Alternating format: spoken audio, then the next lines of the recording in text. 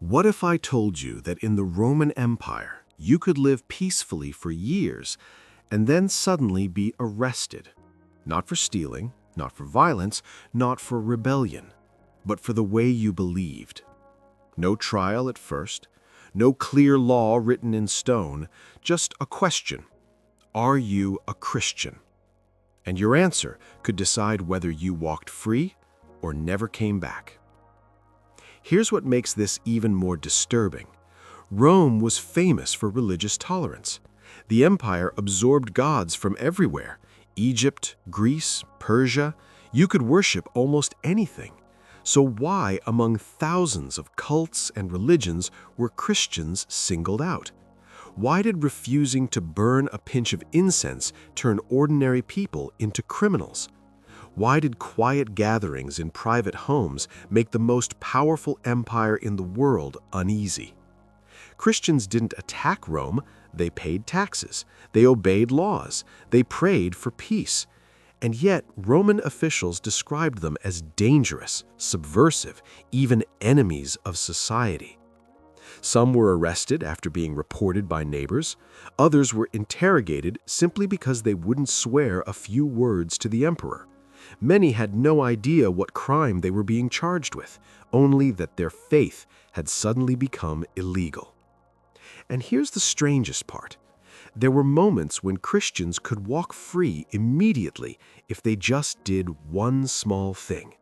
A simple gesture, a few words spoken out loud, a public act that to Rome meant loyalty, but to Christians meant betrayal. Why was Rome so obsessed with that gesture? Why did saying Jesus is Lord sound to Roman ears like a political threat? To answer that, we need to understand how Rome defined crime, loyalty, and religion, and why Christianity crossed invisible lines it was never supposed to cross. Once you see it through Roman eyes, everything changes. To understand why being Christian was considered a crime in the Roman Empire, we need to forget, for a moment, how we think about religion today. In the modern world, faith is often seen as something personal, private, internal, almost invisible. You believe what you want, worship how you want, and as long as you obey the law, no one interferes. But in the ancient Roman world, religion worked very differently. For Rome, religion was not just about belief, it was about order. The gods were not distant spiritual figures, they were guardians of the empire itself.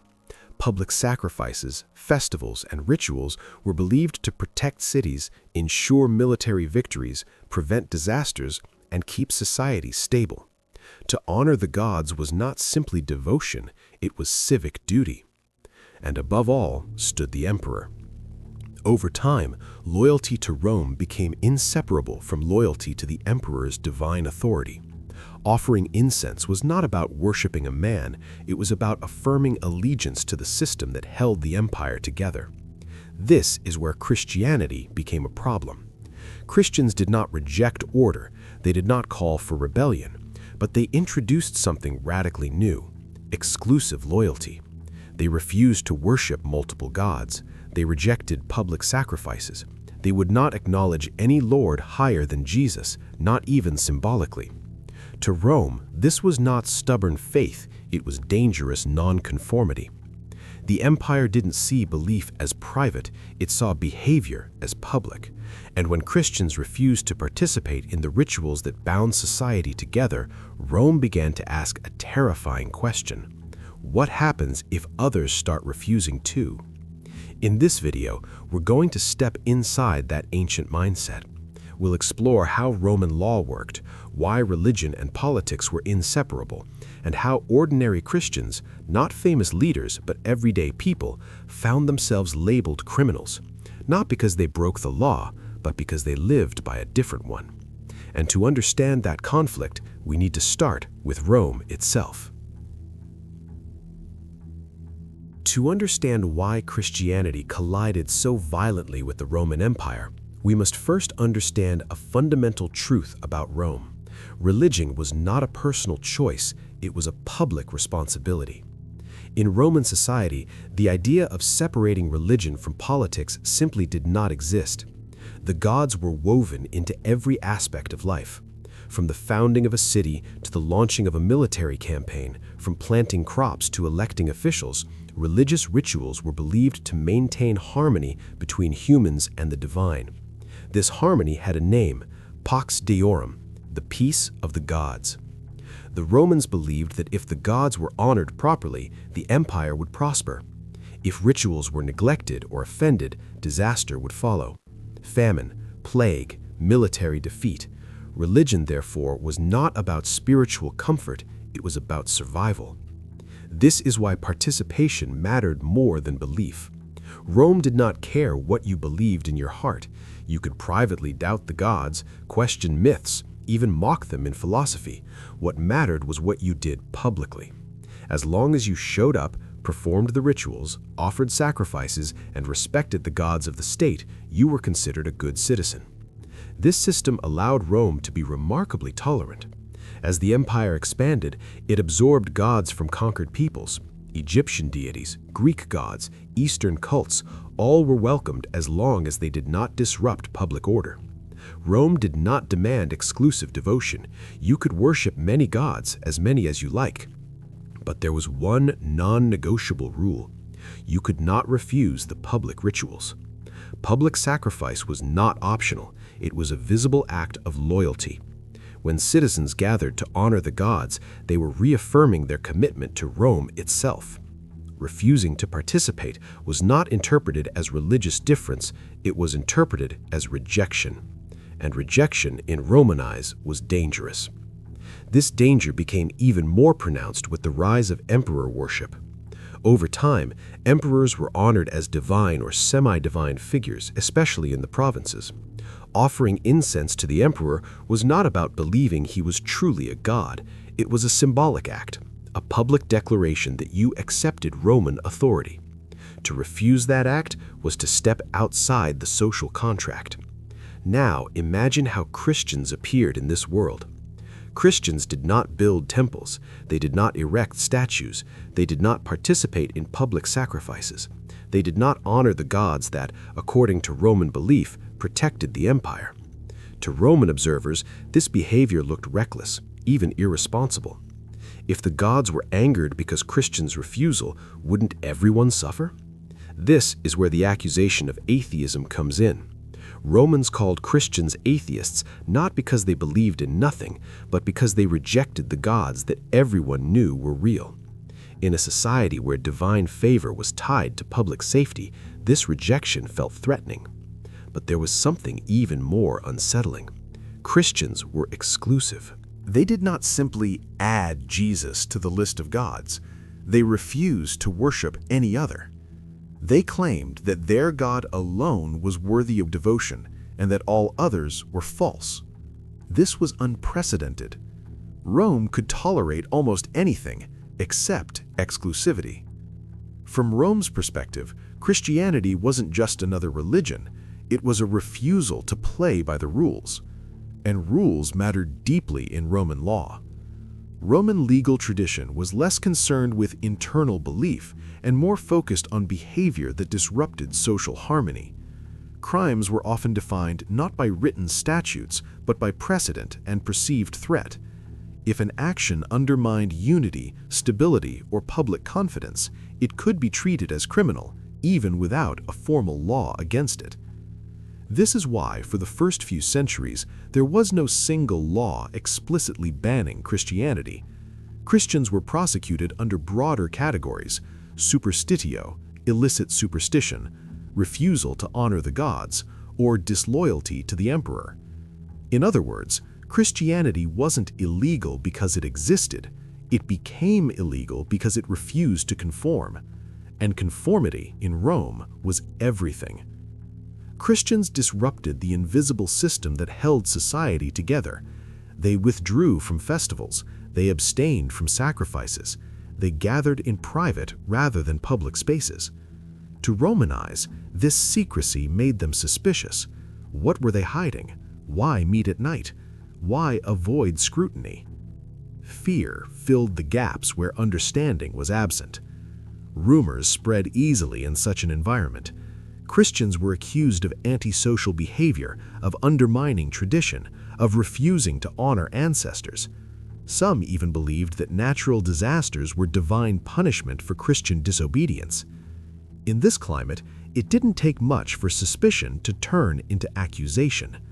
A neighbor's complaint, a magistrate's question, a refusal to perform a simple ritual. And suddenly, a person who had committed no violence, no theft, no rebellion, found themselves labeled a criminal. Not because they attacked Rome, but because they refused to belong to it in the way Rome demanded. For most Christians in the Roman Empire, persecution did not begin in courtrooms or arenas. It began at home. Christianity did not spread through public speeches in forums or temples. It grew quietly in kitchens, courtyards, workshops, and crowded apartment buildings. Ordinary people encountered the faith not through official announcements, but through conversations, relationships, and shared meals. And this quiet growth is exactly what made Rome uneasy. Christians did not gather in public temples. They met in private homes, often after sunset. These gatherings were small, intimate, and intentionally discreet. There were no statues to display, no altars visible from the street, no public signs announcing their presence. To Christians, this secrecy was practical. To Rome, it was suspicious. In Roman culture, transparency meant loyalty. Public religion demonstrated civic responsibility. Anything hidden suggested conspiracy. When Christians refused to participate in public rituals but met privately instead, it raised uncomfortable questions. What were they doing behind closed doors? The lack of visual symbols only made matters worse. Roman religion was highly visual: images of gods, incense smoke, sacred spaces filled with sound and ceremony. Christianity, by contrast, seemed invisible. Christians worshipped a God no one could see and spoke of a kingdom no one could locate on a map. This invisibility led to misunderstanding. One of the most common accusations against early Christians was that they were secretive and antisocial. They withdrew from festivals. They avoided sacrifices. They refused to swear oaths by the gods. In a society built on shared rituals, this withdrawal felt like rejection of the community itself. But perhaps the most unsettling aspect of Christian life were their gatherings. Christians met to share meals, something they called the agape, or love feast. During these meals, they referred to one another as brothers and sisters, regardless of blood relation or social status. Slaves sat beside free citizens. Women participated alongside men. The normal hierarchies of Roman society were quietly dismantled around the table. To outsiders, this was deeply unsettling. Romans valued order, rank, and visibility. Social boundaries were essential. When Christians ignored these distinctions, it appeared subversive. A movement that erased social lines threatened the very structure of Roman life. And then there were the rumors. Christians spoke about eating the body of Christ and drinking his blood, symbolic language that made sense within their faith but sounded horrifying to those unfamiliar with it. Without context, whispers spread: cannibalism, immorality, dark rituals performed under cover of night. None of it was true, but fear rarely waits for evidence. Christians also refused to participate in common social practices. They would not attend gladiator games, which they saw as violent and degrading. They rejected certain professions tied to idol worship. They refused to expose unwanted infants, a common Roman practice, and instead cared for abandoned children. Ironically, their moral convictions made them appear unpatriotic. To Romans, participation equaled unity. Refusal equaled rebellion. Christians did not see themselves as enemies of Rome. They prayed for peace, they obeyed laws, they paid taxes, but they lived by a different moral code, one that quietly challenged Roman values without ever openly attacking them. This quiet resistance was precisely the problem. The Roman Empire knew how to deal with rebels. Armies could crush uprisings. Laws could punish sedition. But Christianity did not fight back. It did not organize revolts. It did not demand political power. Instead, it reshaped loyalty from the inside. Christians believed that their ultimate allegiance belonged to Christ, not to Caesar. This belief did not always manifest in loud defiance. Often it appeared in silence, in refusal, in absence, in non-participation. A Christian would not burn incense, would not swear an oath by the emperor's spirit, would not join a public sacrifice.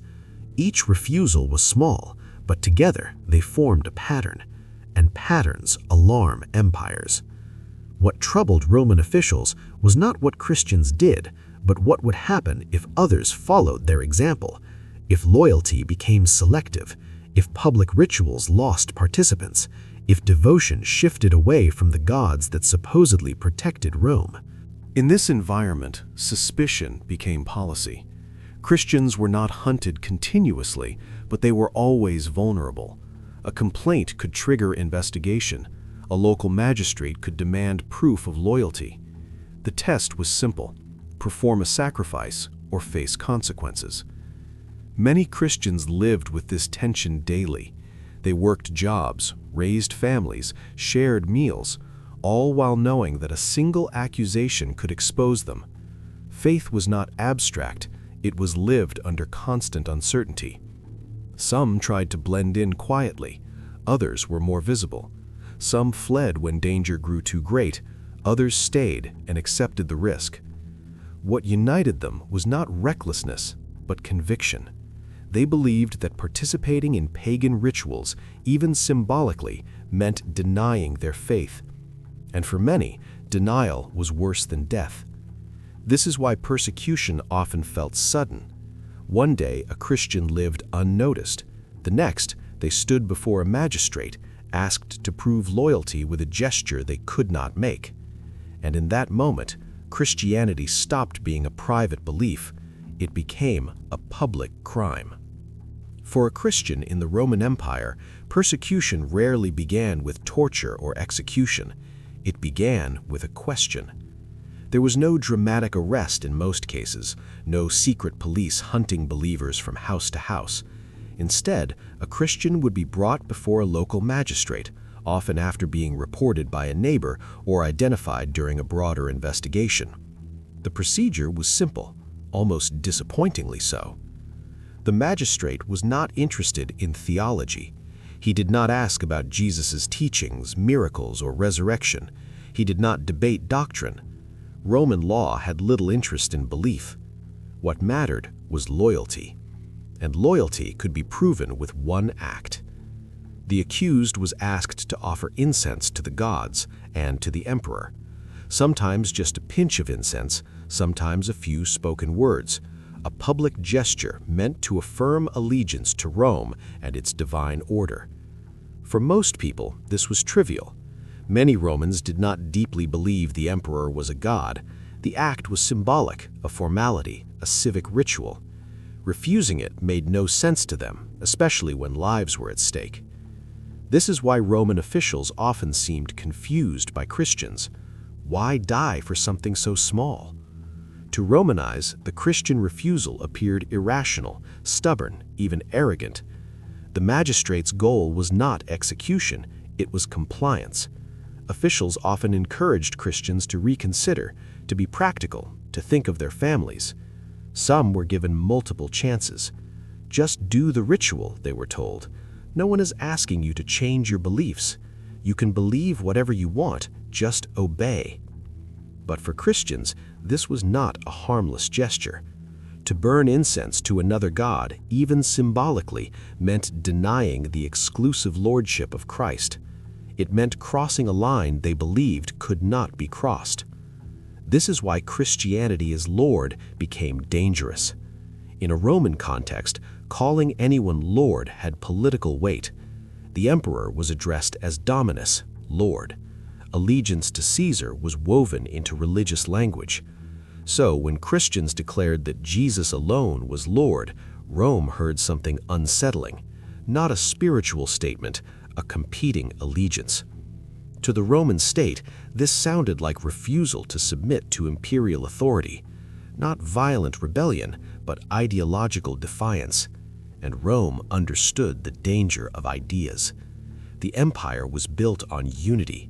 Diverse cultures, languages, and religions were held together by shared loyalty to Roman order. If people began placing ultimate allegiance elsewhere, especially to an invisible king, that unity weakened. From Rome's perspective, Christianity was not dangerous because of what it did, it was dangerous because of what it refused to do. Christians would not swear by the emperor's spirit. They would not participate in sacrifices. They would not affirm Rome's divine hierarchy. And because of this, they were treated as obstinate, a word Roman officials used often. Legal records and letters from Roman governors reveal this tension clearly. Pliny the Younger, a Roman official in the early 2nd century, admitted that he did not fully understand Christianity. He interrogated Christians not to punish them for crimes, but to test their loyalty. Those who recanted and performed the rituals were released. Those who refused were executed. Not because they committed crimes, but because they would not comply. This reveals the heart of the issue. Christianity became illegal not through legislation, but through procedure. It was criminalized through practice, through repeated confrontations where Christians consistently chose faith over conformity. The state did not outlaw Christianity in theory, it eliminated Christians in reality. This also explains why persecution was inconsistent. Some regions were harsher than others. Some emperors ignored Christians entirely. Others used them as scapegoats during times of crisis, fires, plagues, social unrest. Christians were convenient targets. They were already seen as outsiders. Their refusal to honor the gods made them easy to blame when disasters struck. If the gods were angry, surely it was because some people refused to honor them. And Christians would not defend themselves with violence. They accepted suffering as part of discipleship. Many believed martyrdom was not failure, but witness. The Greek word martyr literally means witness. By dying without resistance, Christians unintentionally exposed the moral limits of Roman power. Rome could command obedience, but it could not command conscience. This is what ultimately frightened the empire. A group of ordinary people, slaves, women, merchants, soldiers, who could not be coerced, who valued faith over survival, who accepted death rather than deny their Lord. Rome had faced armies before. It had never faced this. Christianity did not collapse under pressure. It grew. Stories of martyrdom spread. Courage inspired others. The very mechanism meant to suppress the faith amplified it. And slowly, something unthinkable happened. The religion once treated as a crime became impossible to ignore. The empire that demanded loyalty eventually encountered a faith that would not yield, not with weapons, not with resistance, but with quiet, unbreakable conviction. Being Christian in the Roman Empire was considered a crime because it challenged the deepest assumption Rome had ever made, that loyalty could be enforced. Christianity proved otherwise, and that changed history. When we look back at the Roman Empire, it's easy to imagine persecution as something distant, brutal, dramatic, and confined to history books. But for the first Christians, it wasn't a single moment of violence. It was a constant tension, a daily awareness that faith was not just something they believed, but something that could cost them everything. They weren't criminals in the way Rome defined crime. They didn't steal, they didn't rebel, they didn't plot against the state. Their crime was far quieter and far more dangerous to an empire built on control. They refused to give ultimate loyalty where it didn't belong.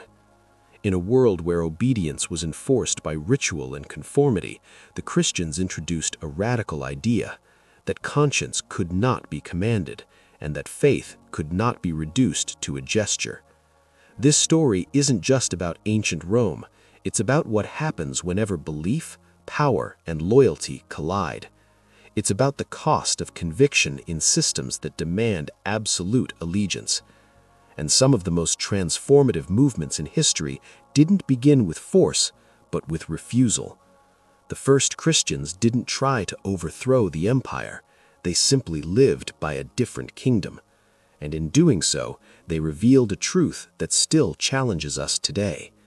Not every law defines what is right, and not every act of obedience is harmless. Sometimes, the quietest refusal is the most powerful of all.